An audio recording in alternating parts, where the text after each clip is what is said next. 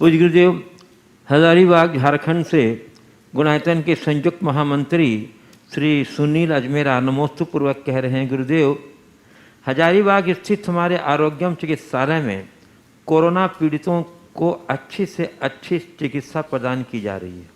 इन दिनों मैंने यह महसूस किया है कि लोग कोरोना से कम कोरोना के भय से ज़्यादा पीड़ित हैं। ऐसे लोगों को अच्छी से अच्छी चिकित्सा प्रदान करने पर भी उनमें सुधार नहीं हो पाता और इसके विपरीत जो कोरोना के भय से मुक्त होकर इलाज करा रहे हैं वो बहुत तेज़ी से सुधर रहे हैं।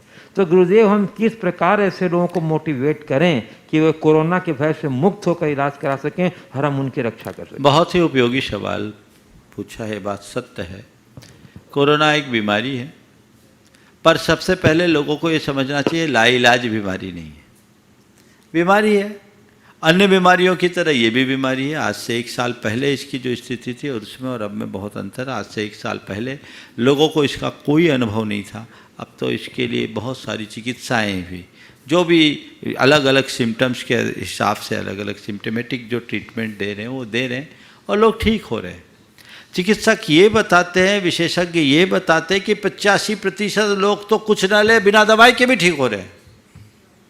15% लोगों में कुछ को चिकित्सा लेना हो रहा है, कुछ थोड़े से मॉडरेट हैं और उनको किसी किसी को 5% लोगों को गहन चिकित्सा की ज़रूरत है और 5% में भी 1-1.5% को छोड़कर बाकी सब ठीक हो रहे हैं। तो लोगों के मन से भय निकलना चाहिए। इस बीमारी में एक अंतर केवल इतना है कि ये अगर एक को होता है तो पूरा परिवार इस चपेट में आ जाता है। सावधानी रखिए, सतर्कता रखिए, लेकिन डरिए मत।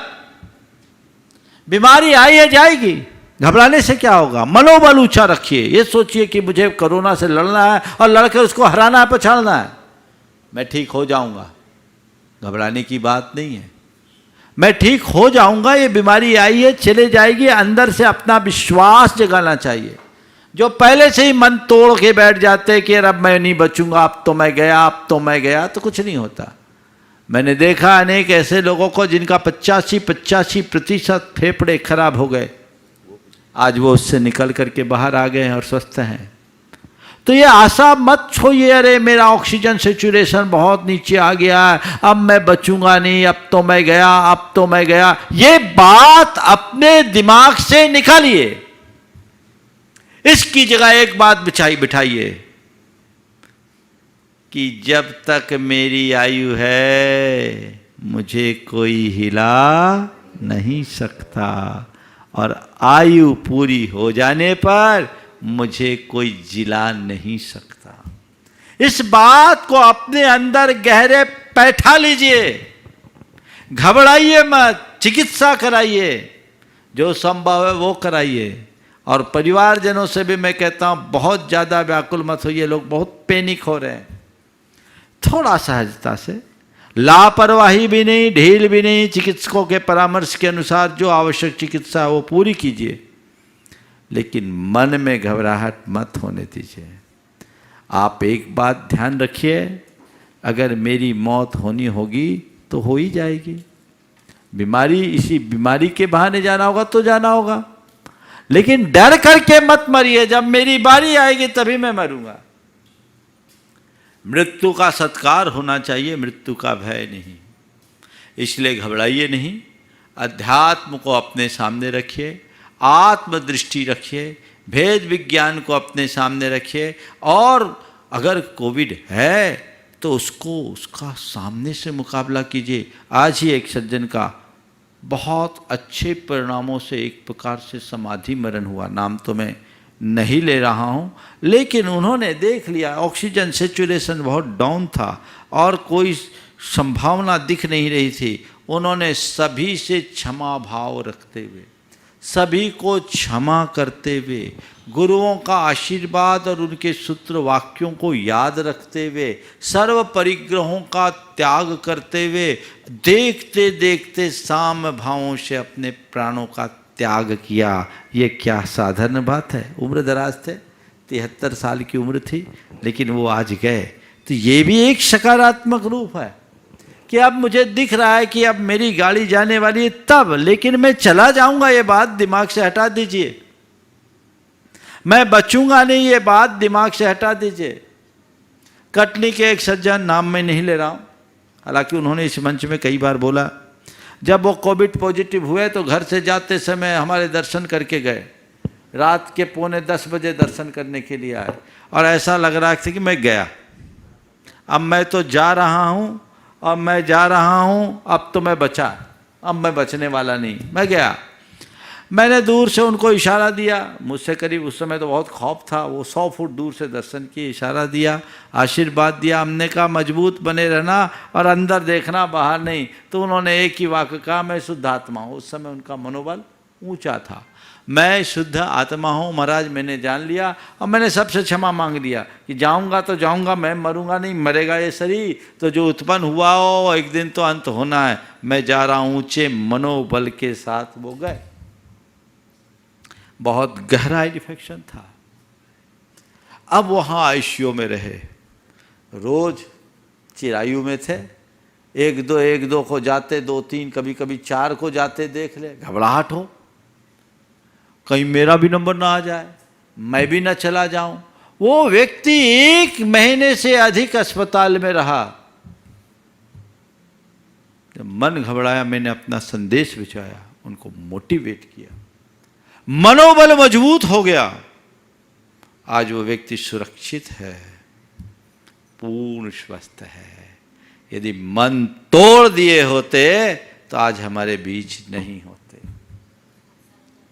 हाँ, अब वो तोड़ दिए होते मन तो आज वो हमारे बीच नहीं होते। नाम ही ले लेता हूं, विजय विश्व, कई बार उनने अपने मुख से बोला, कटनी वाले आराम से अपनी सारी क्रियाएं कर रहे हैं।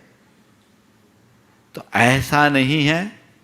मैं सभी से ये कहना चाहूँगा, जिनके जीवन में ऐसी स्थितियाँ बनती है, बदलती है, वे थोड़ा अपने मन को मजबूत बनाएं, बिल्कुल ना घबराएं। उन सब के लिए मैं यही कहूँगा, ये संदेशा उन तक पहुँचाओ कि भैया सुनो, घबराना नहीं है। ये बीमारी तन को है, आत्मा को नहीं। ऐसी बीमारी नहीं है कि जो असाध्य हो, ठीक हो जाएगी। मनोबल ऊंचा रखो। अगर जाने का नंबर हो तो स्वस्थ आदमी भी चला जाता है, और नहीं जाने वाला हफ्तों वेंटिलेटर रहने पर भी ठीक हो जाता है। इसलिए घबराओ मत, हम चिकित्सा कराने के लिए आए हैं। तन की भी चिकित्सा हो, मन की भी चिकित्सा हो। तन की चिकित्सा डॉक्टर करेंगे, मन की चिकित्सा मुझे स्वयं करना है।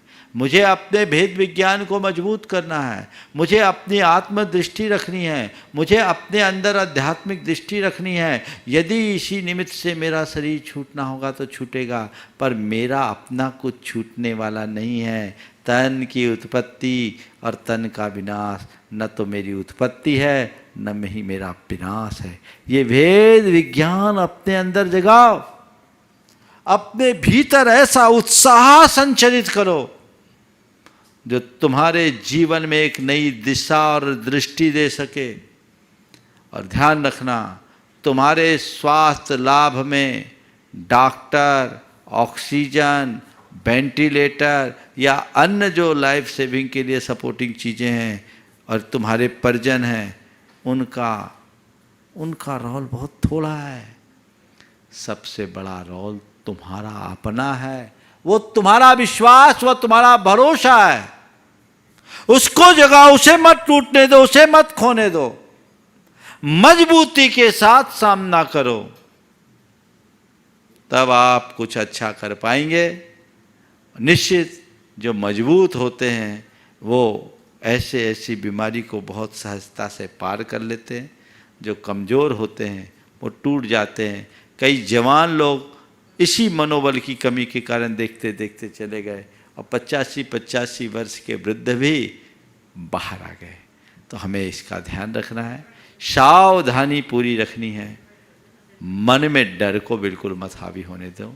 मैं तो ये कहूँगा, सब तक ये संदेश पहुँचा दो। उनके लिए यही उनका व्यक्तिगत उपदेश है। मैं अलग अलग से तो सबको कोई संदेश नहीं भिजवा सकता।